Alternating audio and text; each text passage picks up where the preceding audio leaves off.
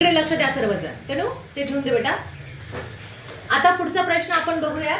Choose the correct word related to the given picture.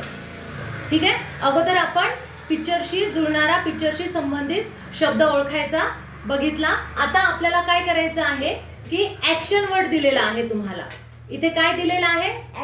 Action word. आणि ते action word तुम्हाला ओळखायचा आहे.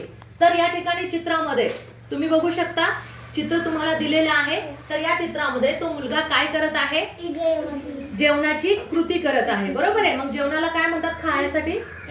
इटिंग. मग आता या 4 ऑप्शन मध्ये तुम्हाला कुठे तो शब्द दिसत आहे तो आपल्याला शोधायचा आहे. बघा, पहिला शब्द आहे इटिंग, दुसरा आहे प्लेइंग, तिसरा आहे डान्सिंग आणि चौथा आहे जम्पिंग. बरोबर. तर आता याच्या मधला कोणता ऑप्शन बरोबर आहे? या चित्राला जुळणारा कोणता ऍक्शन वर्ड आहे? इटिंग. अगदी बरोबर. म्हणजे पर्याय 1 ला तुम्ही काय करणार? गोल करणार आहात. पर्याय 1 ला तुम्ही गोल करणार आहात. बरोबर.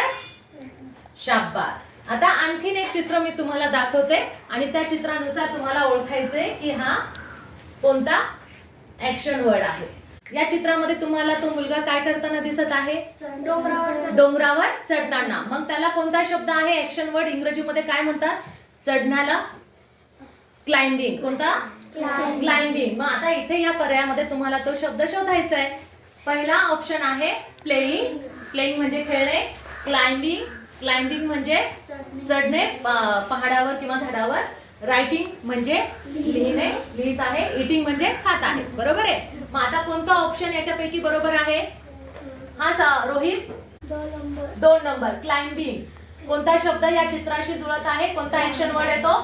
क्लाइंबिंग. बरोबर. म्हणजे मग तुम्ही किती नंबरला गोल करणार? 2 नंबरच्या पर्यायाला तुम्ही गोल करणार.